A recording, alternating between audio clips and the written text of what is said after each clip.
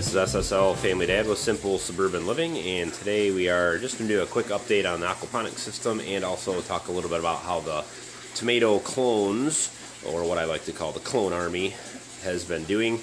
And so if you haven't seen the past video, I'll link over to that here on the left side of the screen.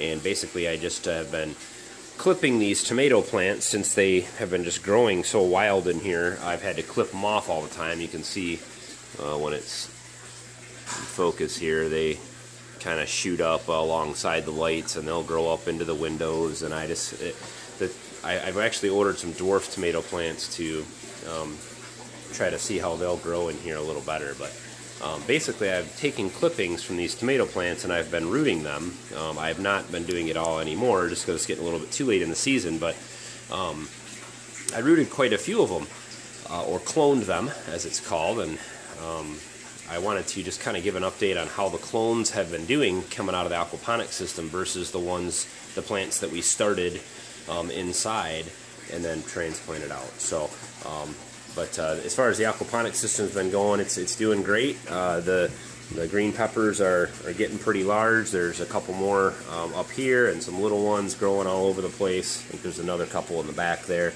The little cherry tomatoes have been growing good, and we've been eating those here and there. They're really good. I cut back a lot of these other tomato plants, just cut them way down. I just got sick of chopping branches out every day. Peas are doing real well still in the back there, and all the stuff that I transplanted over into the new grow media here is doing great, and this grow media seems to be working really well. I haven't tested the pH in a little while, but I still have all the other grow beds full of that old river rock, which is causing the pH issues. So, but anyway, we will kind of move over here. I also got a new timer for the lights, which has been a huge help. That's saving me a lot of energy because I would always forget and leave the lights on for many extra hours a day that they didn't need to be. So I just have them running right now, I believe 10 hours a day. So fish have been doing good, and the swirl filter or radial flow filter has been working great, and I've been using the waste out of this for my square foot gardens and the gardens outside. Still have a little fish in there who's hanging out, and but everything's been going really well with that. So, but I'll take you outside and just show you some of the plants that we cloned, the tomato clippings that are cloned out in the garden, and the difference between those plants versus the ones that we just planted. We actually started them inside and transplanted them outside around the same time. So I'll show you those now. Alright, so we've got a little set area here around our stairs coming out of the back door where we had some extra space, so we made a couple little garden beds here. I just decided to throw in some tomatoes and some sunflowers along the back wall there. This is where I was putting a few of the clones, and then we also had some tomato plants that we started inside. Now the first clone that I planted is this big one back here. It's a pretty good sized plant. I'd say it's about 5 feet tall. So, and it is just absolutely loaded with tomatoes.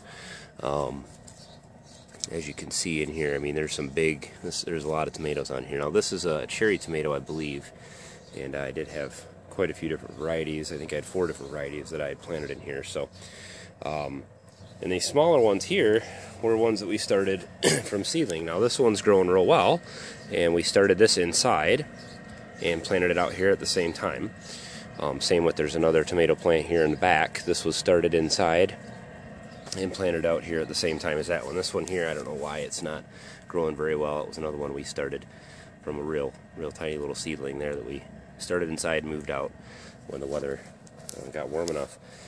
But as you can see, I mean, these were planted within a week of each other.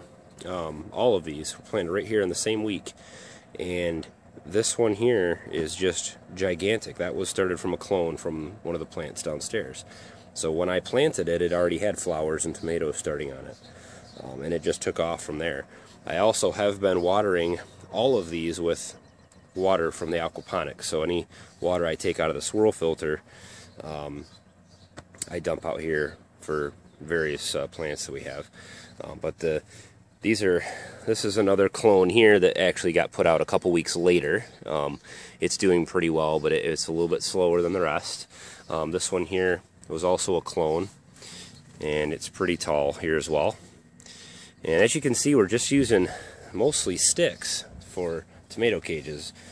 We have an actual tomato cage here that we bought, and then for the most part we're using just some large sticks that have a few forks and branches on them to hold the tomato plants up, and that's been working great.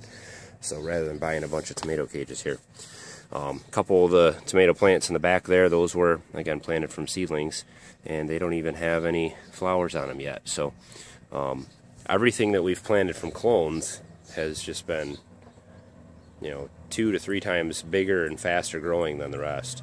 So I'll show you another example here. Now all these tomatoes were that I have planted, and we just have this extra patch along a fence here that we turned into a little garden bed this year for some fruiting trees and bushes and that, grapes and raspberries and blackberries. I guess no trees, but this year we had a lot of extra space because those are new plants. They haven't grown up very much, so we stuck a bunch of tomatoes in here. And again, I stuck all these from clones. This one here in particular, this one's already got a whole set of tomatoes that's probably going to be turning ripe here in the next week or two. I counted, I think, 38 tomatoes on this plant that have either already started or just about to start from a flower cluster, like up here. And again, this was started from a clone. It's just way ahead of the rest of our plants. This one here was a clone as well, and as you can see, just loaded with tomatoes. And we're about mid-July now here in Michigan, with a pretty short growing season, so we only have about till about September 1st before it'll start getting cool, and throughout September we'll start to get freezing temperatures. So these are all clones here, and these are successively planted. I clipped, this was like 1 week, another week, a week later, and a week later. So that's obviously been in here the longest, but all from clones. And every single one of these plants is way ahead of what we planted from seed or started from seedling and moved out here. So it's just goes to show you how quickly or how much just that little head start makes, especially if you live up in the north, Canada, Michigan, any of the northern states, where you don't have a long growing season. Starting your plants from clones, or just getting them a head start inside even, makes a huge difference. And over here in the square foot gardens, these were all planted at the same time. These were started from seedlings inside and planted out here, and you can see these ones are just tiny. Now this square foot garden, we realized we needed to compost a little bit better, I think, and we'll kind of amend that next year, but you can still see the difference. And again, these tomato plants here were started at the same time as seedlings. Now the clones were taller, of course, when they came out, but they were all planted at the same time. So the cloning out of the aquaponics system has just been an excellent resource, and next year I'm going to use it even more. I'm going to practice cloning some other plants as well, but I'm going to plant one of each variety of tomato plant that I want in January, and then I'll just start taking cuttings and start cloning all those and getting them started inside as they get larger, and I'll have a whole garden ready to go out here as soon as the frost breaks, so we can get a huge season out of tomatoes this next year. So I definitely recommend it. So I'll just do a quick blip on the square foot gardens here since I'm out here. My wife will be doing an update on this and how well it's been going. We weren't real impressed off the bat with this, but the great thing about this has been we have not had to weed it almost at all, which has been awesome.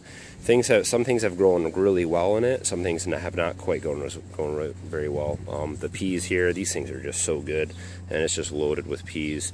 The corn's doing really well, and I've been watering this with Aquaponics water, and the corn seems to be taking to that real well. We've got some zucchini and some pumpkins and cucumbers in here, and some beans and other things, and some bugs have gotten, let me get out of the shadow here, some bugs have gotten this, but it still seems to be growing okay. This one seems to be a little better, but you know, there's a few weeds growing in through here and there, but very, very little, and it's been very low maintenance. It retains water really well, and so very, very cool idea. The raised beds have been doing great. I'll put a few links at the end of this video over to my wife's videos on the square foot gardening, and also my video on building the little raised beds here.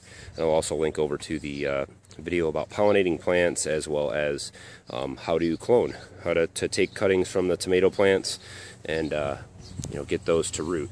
I will say this, having done this now for a few months, that the method I'm using without using the rooting gel or the cloning gel, whatever you call it, the rooting hormone, I'm just doing straight cuttings into dirt. It has about a 50 to 70% success rate. Some plants make it, some plants don't, but the great thing is that I have no shortage of tomato cuttings. So I'll leave you with that. Hopefully you found this informational and helpful.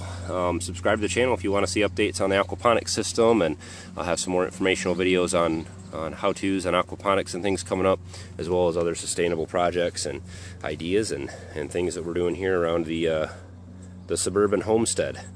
Thanks for watching. Have a good one.